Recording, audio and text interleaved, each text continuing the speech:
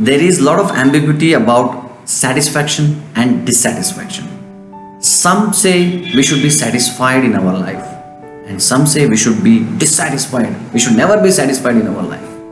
So, now how to understand this?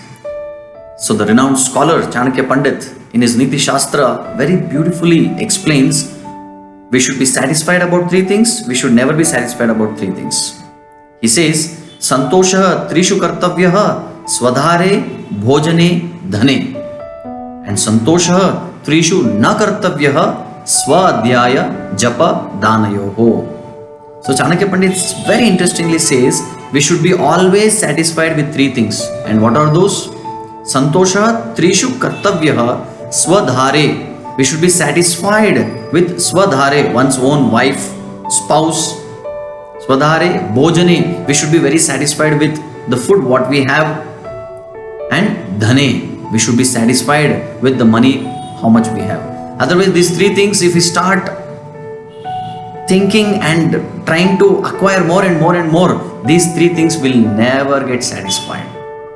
So, better be satisfied whatever you have with these three things: one's own spouse, food, and wealth. But Chanakya Pandit says you should be never satisfied about three things. And what are those?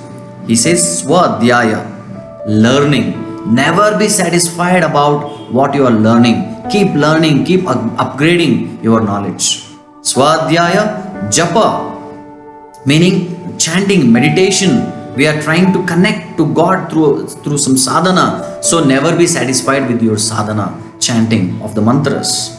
Swadhyaya Japa and Dhana. And never be satisfied about giving. We should always keep feeling inspired to give. The more we give, the more we get.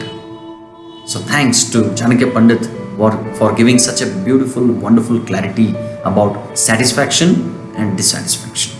Thank you.